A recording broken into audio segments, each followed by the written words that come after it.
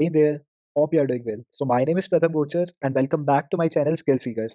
तो जैसा कि जो हमने लास्ट लेक्चर कवर किया था वो परसेंटेज के ऊपर था जिसमें हमने काफ़ी सारी थ्योरी और क्वेश्चंस भी प्रैक्टिस किए थे। तो लास्ट में मैंने कुछ प्रैक्टिस क्वेश्चंस दिए थे तो चलिए उसका सॉल्यूशन देखते हैं।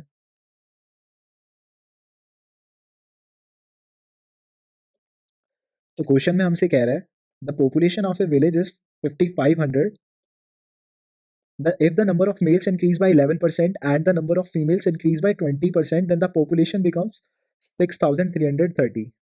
तो हम हमें किसी विलेज का डेटा दे रखा है जो कि है पॉपुलेशन के बारे में विच इज 5500 इनिशियली और हमें कंडीशन दे रहा है if the number of males increase by 11% और फीमेल्स को हम इंक्रीज कर दें by 20% then the population becomes 6330। और हमसे पूछ रहा है the population of the females in the villages और हमसे फीमेल की पॉपुलेशन पूछ रहा है। तो चलिए फिर सॉल्व करते हैं इसे। तो इनिशियली तो हमें क्या गिवन था, male plus female is equal to 5500। Males और फीमेल्स का सम आ गया एक विलेज के अंदर। और फिर उसके बाद हमें क्या कह रहे हैं, if the mails increase by 11%, कि पहले वन तो जैसे 100% हो गया और उसमें 11% और इंक्रीज करेंगे तो वो हो जाएगा 1.11 एम प्लस, और फीमेल्स इंक्रीज हो रही है by 20% which is equal to 1.2 F. और इसका सम क्या आ रहा है, ये 6330। तो चलो ये एक इक्वेशन 1 मिल गई, ये इक्वेशन 2 मिल गई। अगर हम इन दोनों को सॉल्व करेंगे तो यहाँ से एफ की वैल्यू आ जाएगी और वही हमारा आंसर हो जाएगा। तो चलिए फिर सॉल्व करते हैं। तो इस इक्वेशन को सॉल्व करने के लिए हम एक काम करते हैं कि फर्स्ट इक्वेशन को हम मल्टीप्लाई कर देते हैं विद फैक्टर ऑफ 1.11, ताकि एम से एम कैंसिल हो जाएगा और हम एफ निकाल लेंगे। तो सेकेंड इक्वेशन तो मैं एज इट इज लिख देता हूँ, 1.1 M plus 1.2 F equal to 6330। और फर्स्ट इक्वेशन को हमको मल्टीप्लाई करना है विद फैक्टर ऑफ 1.11। तो ये आ जाएगा 1.11 M plus 1.11 F equal to 5500 into 1.11, 5500 into 1.11 which is equal to 6105। तो बस अब सेकेंड इक्वेशन को सब्ट्रैक्ट कर दो फर्स्ट इक्वेशन से, तो क्या आ जाएगा, एम से एम तो कैंसिल हो गया और ये आ जाएगा 0.09 ऑफ एफ इक्वल टू, यहाँ पे सब्ट्रैक्ट कर देंगे तो क्या आ जाएगा, यहाँ पे तो 5 आ जाएगा, यहाँ 2 आ जाएगा, यहाँ 2 आ जाएगा। तो F equal to 225 divided by 0.09। अगर मैं मल्टीप्लाई कर दूँ न्यूमिनेटर और डिनोमिनेटर में तो क्या आ जाएगा, 22500 डिवाइड बाई 9। तो चलिए सॉल्व कर लेते हैं इसको। 22500 डिवाइडेड बाय 9, ये आ जाएगा 2500। तो हमारा ऑप्शन बी करेक्ट हो जाएगा। तो चलो मैं समराइज कर देता हूँ, इसमें हमसे क्या कह रहा है, पहले हमें विलेज की इनिशियली पॉपुलेशन दे रखी है 5500 और बाद में हमसे कहा गया है if the number of males increase by 11% and number of females increase by 20%। तो ये हम कंडीशन लगा देंगे, ये जो हमने सेकंड इक्वेशन में लगाई है। तो दो इक्वेशन बन जाएगी और two equations and two variables, अगर हम इन दोनों को सॉल्व कर लेंगे तो हमारे पास यहाँ पे एफ आ जाएगा विच इज इक्वल टू 2500 और यही हमारा आंसर हो जाएगा। तो चलिए अब सेकंड क्वेश्चन करते हैं। सेकंड क्वेश्चन में हमसे कह रहा है कि Rohan spends 40% of his monthly income on food items. मतलब जितनी भी उसकी मंथली इनकम थी ना, मंथली इनकम उसका 40% वो खर्च कर देता है फूड आइटम्स पे and 50% of the remaining on clothes. मतलब जितनी भी बच गई, जैसे 40% का से रेस्ट कितनी होगी 60%, और इसका 50% वो खर्च कर देता है क्लॉथ्स पे जो कि 30% हो जाएगा। तो चलिए इसे लिख लेते हैं। फूड पे वो कितना खर्च कर रहा है, 40%, 40% of total income. T I मैंने लेट कर लिया टोटल इनकम।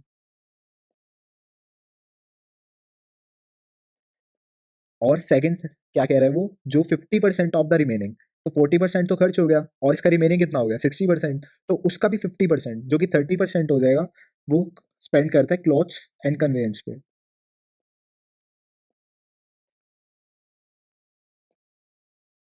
जो कि हो जाएगा 30% of T I total income.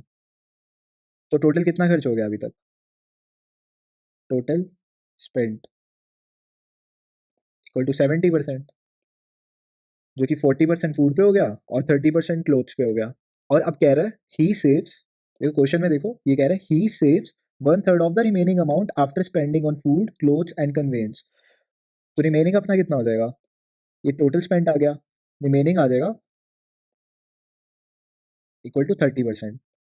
और हमसे कह रहा है 1/3 इसका वो सेव कर रहा है, तो वो सेव कितना कर रहा है, सेविंग्स में डालते हैं, savings equal to 1/3 of 30%, which is equal to 10%, 10% of total income. और जो टी आई है ना, ये मंथली बेसिस पे है, मंथली। तो मतलब 10% वो हर मंथ सेव कर रहा है। तो चलो एक तो हमें ये रिलेशन मिल गया। और हम क्वेश्चन में देखते हैं, एक और बात हमसे कह रहा है, if he saves rupees 19,200 every year, मतलब वो 19,200 पूरे साल में सेव करता है, तो एक मंथ में कितना करता होगा। जैसे he saves rupees 19,200 in 12 months, तो 1 मंथ में कितना करता होगा save, equal to 19,200 divided by 12। तो अगर हम इसको सॉल्व करेंगे तो क्या आ जाएगा, 1600, मतलब 1600 वो सेव करता है। तो देखो ये इक्वेशन 2 हो गई। अगर हम इन दोनों को इक्वेट कर देंगे तो आंसर आ जाएगा। हमको एक रिलेशन मिला था, 10% ऑफ टोटल इनकम वो सेव करता है, और हमें उसकी अमाउंट भी पता चल गई कि 10% वो कितना है, 1600। तो यहाँ से हमें टोटल इनकम नहीं मिल जाएगी। तो चलिए फिर सॉल्व करते हैं। जैसे 10% of T I total income equal to 1600। तो 100% के लिए क्या करेंगे, मल्टीप्लाई बाय 10 कर देंगे। तो 100% of total income equal to 16,000। तो यही हमारा आंसर आ जाएगा, 16,000। तो चलो चेक करते हैं। So option B is correct. तो चलो समराइज कर देता हूँ कि इसमें क्या कह रहा है। वो पहले बता रहे हैं कि 40% है वो सेव करता है, मतलब वो स्पेंड करता है फूड पे, और जो रिमेनिंग कितना हो गया 60%, और 60% का भी हाफ जो कि 50% है वो स्पेंड करता है क्लोथ्स एंड कन्वेंस पे। तो 30% तो यहाँ खर्च हो गया, अब रिमेनिंग कितना हो गया 30%। Total spend is 70% and remaining is 30%। तो अब वो कह रहे हैं कि जो रिमेनिंग है उसका भी 1/3, जो कि हो गया 1/3 बाई 30% इक्वल टू 10%। अभी 10% ऑफ टोटल इनकम सेव करता है मंथली बेसिस पे। तो चलो एक इक्वेशन तो हमें यहाँ से मिल गई, और एक सेकंड हमसे क्वेश्चन में कह रहा था if he saves rupees 19,200 every year. तो मतलब 12 मंथ्स में वो 19,200 सेव करता है, तो एक मंथ में कितना करता होगा, 19,200 divided by 12 which is equal to 1600। तो बस इसके बाद इन दोनों इक्वेशन से हमने हमारा आंसर निकाल लिया सॉल्व करके। तो आ जाएगा 16,000 उसकी मंथली इनकम आ जाएगी। तो चलिए अब नेक्स्ट क्वेश्चन करते हैं।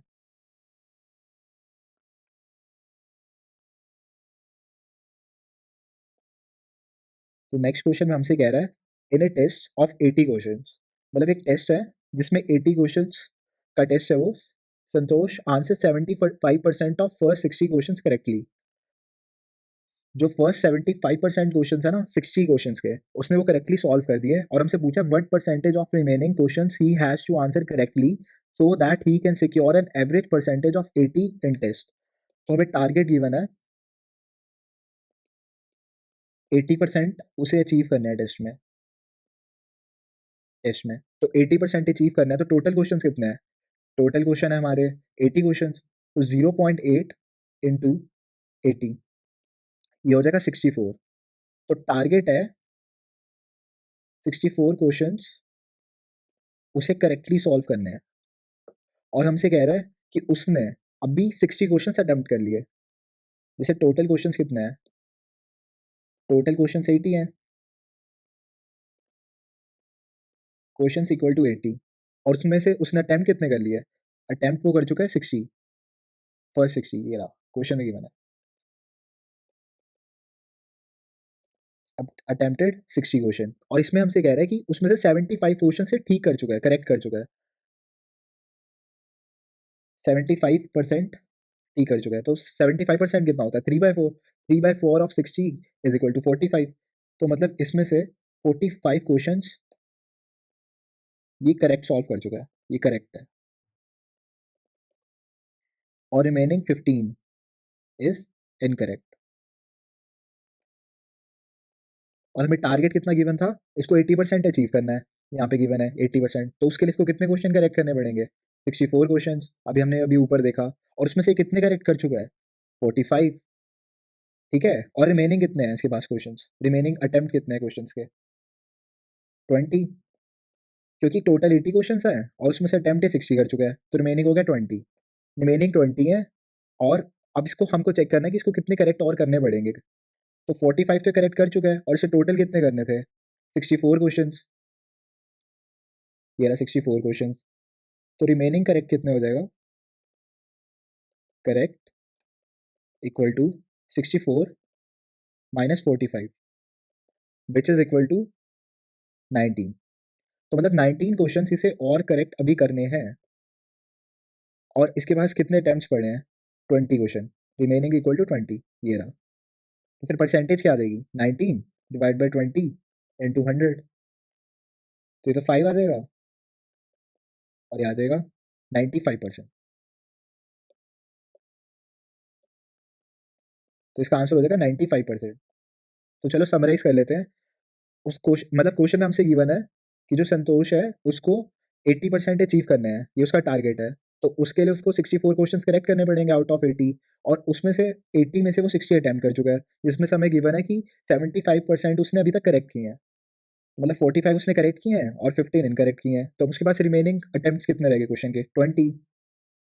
और उसको टोटल कितने करने थे? 64 करने थे। 45 करेक्ट हैं, तो उसको 19 क्वेश्चन और करेक्ट करने हैं। तो परसेंटेज क्या आ जाएगा? ये परसेंटेज आ गया करेक्ट अटेम्प्ट करने का 19। ये 19 क्वेश्चन उसको सही करेक्ट करने हैं, और ये 20 उसके पास पेंडिंग है, मतलब इतने क्वेश्चन वो अटेम्प्ट और कर सकता है। तो 19/20 इंटू 100, तो ये परसेंटेज आ जाएगा। But percentage of remaining question he has to answer correctly, तो वही है percentage of correctly answering correctly, तो ये आ जाएगा 95%। तो चलिए अब नेक्स्ट क्वेश्चन करते हैं। इस क्वेश्चन में हमसे कह रहा है 5% ऑफ इनकम ऑफ पी, कह रहा है 5% of income of P equal to 15% of income of Q. मतलब 5% of P equal to 15% of Q. और हमसे सेकंड कह रहे हैं 10% of income of Q equal to 20% of income of R. तो चलिए इसे भी लिख लेते हैं।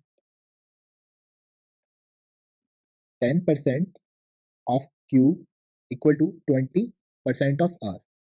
तो अगर हम इन दोनों इक्वेशन से रिलेशन निकाल लें, तो फिर हमें रिलेशन मिल जाएगा पी क्यू आर के बीच में। तो उसके लिए हम क्या करते हैं, फर्स्ट इक्वेशन को मल्टीप्लाई करते हैं 2 से, और सेकंड इक्वेशन को करते हैं 3 से। तो चलिए करते हैं। तो यहाँ पे आ जाएगा 10% of P equal to 30% of Q.